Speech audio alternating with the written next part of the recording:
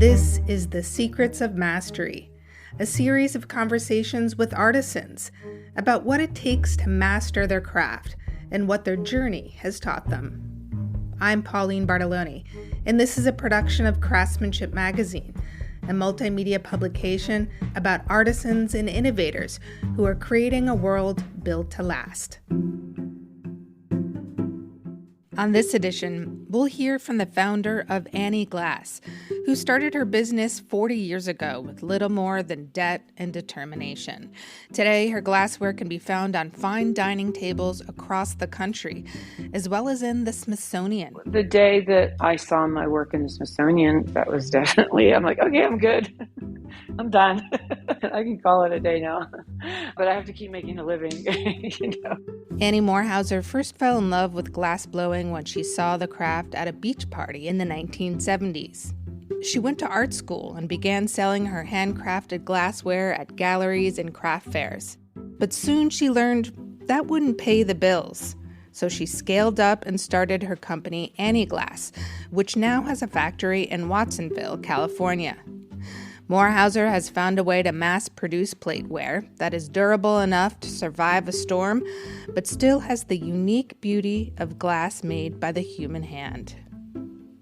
The 20-some workers at Annieglass use minimal technology, like water jets, to produce Annie's designs for a broad client base that includes high-end department stores like Neiman Marcus and hotels in Las Vegas.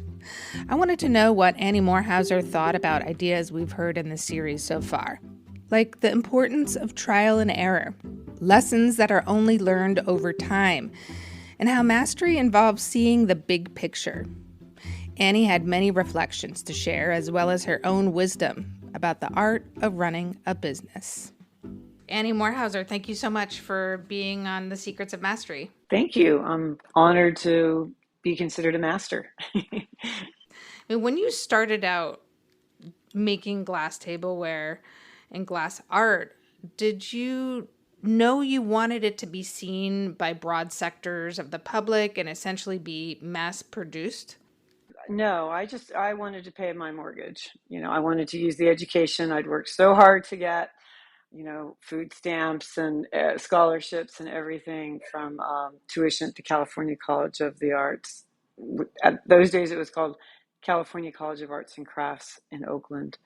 So I did not envision that by any means. I like to say I had art school-itis. Once I got out of art school, nothing was good enough. Nothing met my standards. I was impossible. And when my husband at the time and I bought a home, and the mortgage was $940 a month, I just completely freaked out and said, "Oh my God, what can I do? For like a real living, I can't just keep working in a gallery here. I need to do something else." And I also felt very strongly that I had worked really hard for my education and I wanted to do something with it. And so that's when I started Annieglass. Our studio is about 21 people, and we do about 200 pieces a day, but we do as high as 400 in the past. You shared with me that when you were growing up, you were raised by a widow, essentially by a single mom. How has that informed your career choices, if at all? Yeah, I think it made me uniquely prepared to be in the business that I'm in because adaptability is what, if I don't say anything at all today, or I forget to say that, I think that number one, I think the secret to mastery is adaptability. I don't care how talented you are, or how much money or opportunity, or how many, or the right time and place for you to be doing what you're doing. The most important thing is adaptability, and I believe that's the truth with raising children as well, or adult. Just success in life is how to adapt, because I've had a lot of things to adapt to, and being in business in California, being a manufacturer in California, being a craftsman, being a designer, being a glass maker, being a business person, all of those create unique challenges, and it's just a constant adaptation all the time. You run a business with over 20 employees. You have numerous sales representatives showcasing your work, getting it out there.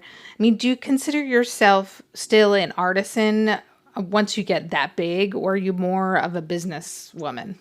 Well, I have to create the collections that we introduce twice a year. So I'm both. So being in the business that I'm in, where I'm not making an individual painting myself, um, that's completely different than what we do here.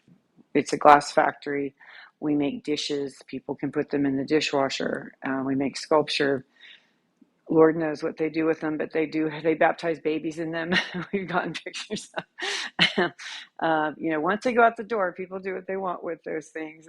And we support them in however they like to use them. So I don't have a say in that. And I like that. I think that's a very freeing thing. That was a tough thing to get used to in the beginning. But the letting go, I think that's another key to being a successful master, is the ability to let go, and to also to trust people. And then if you can't trust them, just know there's gonna be a screw up, and if there's not one tomorrow, there's gonna be one next week. And then also there's gonna be plenty of times that you're wrong, and when you really thought it wasn't going to work out, and something happened that worked out beautifully. I've been really fortunate with the people that I've hired. I learned early on the best way was to hire up, to hire people who know more than you know. And honestly, I think that's really hard for a lot of craft people and artists, because you want to be in control and you want to be, your way or the highway. I was like that also in the beginning, and had to learn through, the school of hard knocks. You can't be that way. You can't keep good people if you treat them that way. So this seems like a really basic question, but how do you measure success in your business? So you started out as, going to CCA, and you learned how to be a glass artisan, and now you've scaled up and you're at mainstream stores. I mean, do you think you've been successful, and how so? Yeah. The day that I saw my work in the Smithsonian, that was definitely. I'm like, okay, I'm good. I'm done. I can call it a day now. But I have to keep making a living, you know. But how do I measure success? For me now at this age, also, and all these years at it, I would just say contentment. Being content with what I have done or what I've achieved, and that's really more than you can ask for generally. So I feel very fortunate that way. That's great. Just kind of building on previous conversations we've had for this series with master artisans, we talked to a sustainable gardener, a garden designer, who said, to reach a level of mastery, there needs to be a lot of trial and error. Do you agree with that? And has trial and error played out in your career? Oh, absolutely. But I would like to say that when you have a factory and production and payroll, you have a 20-person payroll, you don't have much margin for that. You really don't, because you can't play with other people's livelihoods as well as your own. So I do recall my brother had moved to Atlantic City, and he said, "Do you want to go to the casino?" When I went to visit him, and I'm like, "No, I'm good." And then I'm like, "Look, I'm self-employed. I gamble every single day with my money, with the bank's money. I'm just happy to make payroll. Some days. So the trial and error, try to limit that to my design work. Of course, I have had some big failures. Like I mentioned, the store that didn't work out, or different designs that, oh my god, they're terrible. I won't even look at them now, just like, oh, that's it, we're going to get rid of that one right away. We'll discontinue that one pretty quick. And then above our production area, we have a mezzanine that's just filled with every design that you may see on our website. There's at least 12 or more that are mistakes. So for every one you see, there's maybe 15 that didn't work out. So that's a constant here, because we don't have the precision instruments. We don't have the precision machinery to make everyone the same. So the glass will fall at a different angle, heat or gravity, or a hot spot in the kiln. There's just so many variables. And that's why we have our seconds, what we call seconds, our seconds room, where we sell off all of our imperfect ones, because Lord knows that seconds rate can jump up to 7%. We've had some really bad during COVID and all of the shrinkage of how hard it was to get materials and all. We had as high as 11% seconds rate. But every time that something like that happens, that's a huge kink in our works. We just can't.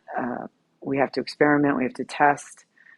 Something as small as rubber gloves that had powder on them to keep them from sticking, right? Like cornstarch or something. Well, that gets on the glass, and then the gold goes over it, and it ruins it. It makes a second. Well, it took forever to figure that out, and that someone who'd been with me a really long time, he's brilliant, and he figured it out. He said, that's what it is. It was driving him crazy. I mean, we just had whole kiln loads that were bad from something as small as that.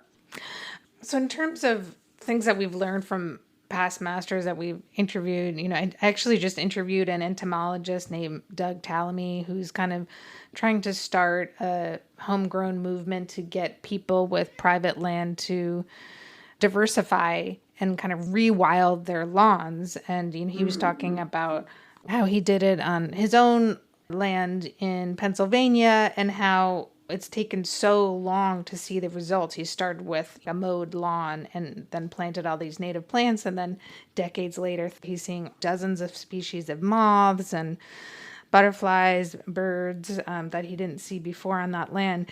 And my question to you is, you've been in this business for 40 years. Is there anything that has taken a really long time to reveal itself in either the glass creation process or in the art of having a business?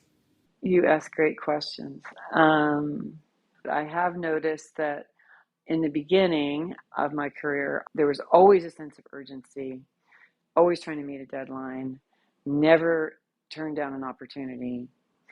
And then I really noticed the difference of wow, I have all of this knowledge now, and I now have the patience that I think I had patience before, but I don't feel the urge. I will be much more plodding and careful about making something than I might have been in the past. Whereas I felt like I had to take up every opportunity, and I didn't have the knowledge that I had in the past, but now I do.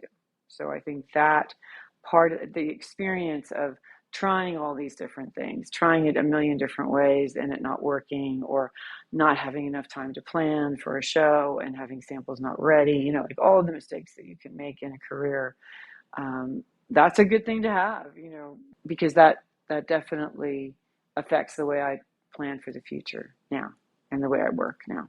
Yeah, I mean, another person that we interviewed, a woodworker, said one of the signs of a master is being able to see the big picture and how all the moving parts fit together. Yes. I call that the 30,000 foot view. And times that I've had to make really big decisions, and you just pretend you're a bird, up in the sky, and you're looking down at how all of these things interconnect if you made that decision. And I also found that sometimes who I asked for advice was really crucial to it, because sometimes who you think you're supposed to ask for advice is actually the wrong person. You need someone who's a bigger thinker or who's not directly affected by the decision. I'd say that's part of mastery, is to knowing who to ask and when, and to know what your job is and what's not your job. Okay. Thank you so much. This has been very insightful and really interesting. Thank you so much for having me. Really appreciate it. Annie Morhauser is founder of Annieglass. For more stories about how artisans are making their businesses work, check out our Substack archive. You'll find stories about a jewelry archaeologist and a Georgia mom with a custom yarn dyeing company. And if you haven't already, subscribe to the Secrets of Mastery podcast series at craftsmanship.net. That's craftsmanship.net. You'll find plenty of other stories there too. Music in this series is by Blue Dot Sessions. Thanks for listening.